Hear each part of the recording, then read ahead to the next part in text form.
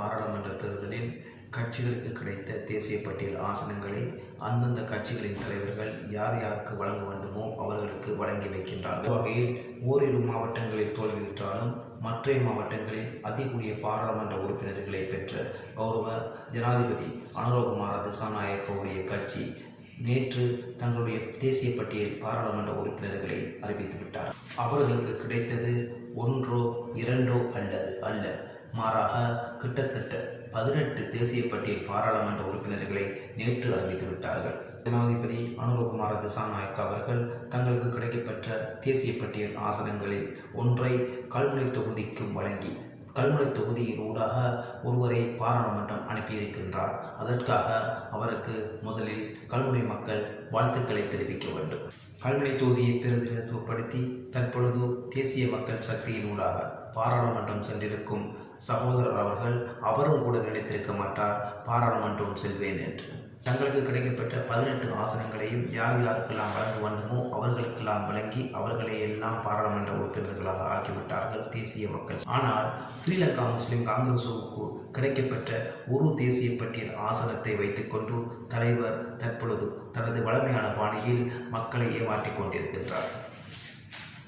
கௌரவ ரவுஃப் ஹக்கீம் அவர்கள் தற்பொழுது அந்த தேசிய பட்டியல் ஆசனத்தை வைத்துக்கொண்டு அரசியல் செய்வதற்காக முனைந்து கொள்கின்றார். இதற்கிடையில் ஏற்கனவே பல பேருக்கு தேசிய பட்டியல் ஊடாக பாராளுமன்றம் அனுப்புவேன் என வாக்குறுதியும் அளித்திருக்கின்றார்.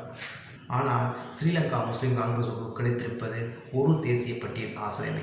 அந்த ஆசனத்தை வைத்துக்கொண்டு எத்தனை பேரை பாராளுமன்றம் அனுப்பும்? முஸ்லிம் காங்கிரசின் தலைவர் ஏற்கனவே அறிவித்துவிட்டார்.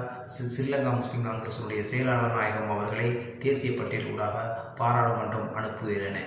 அவரும் தற்பொழுது காத்து கொண்டிருக்கின்றார் பாராளுமன்றம் செல்லலாம் என. கட்சியினுடைய செயலாளர் நாயகம் கௌரவ நிசாம் காரியப்பர் அவர்கள் தற்பொழுது பாராளுமன்றம் செல்வதற்காக ஆயத்தமாகிக் கொண்டிருக்கும் நிலையில் திகாமடுல்ல மாவட்டத்தில் ஸ்ரீலங்கா முஸ்லிம் காங்கிரசின் சார்பாக சம்மாந்துறை தொகுதியில் இருமுறை தேர்தலில் களமிறங்கி படுதோல்வி அடைந்த கௌரவ சகோதரர் மன்சூர் அவர்களின் ஆதரவாளர்களும் தற்பொழுது அந்த தேசிய பட்டியல் ஆசனத்திற்காக காத்துக் கொண்டிருக்கின்றார்கள். இடம்பெற்று முடிந்த பாராளுமன்ற தேர்தலில் ஸ்ரீலங்கா முஸ்லிம் காங்கிரசின் சார்பாக திகாமடுல்ல மாவட்டத்தில் களமிறங்கிய சகோதரர் தவம் அவர்களுக்கும் தேசிய பட்டியல் ஊடாக பாராளுமன்றம் செல்லலாம் என்ற ஆசை உண்டு.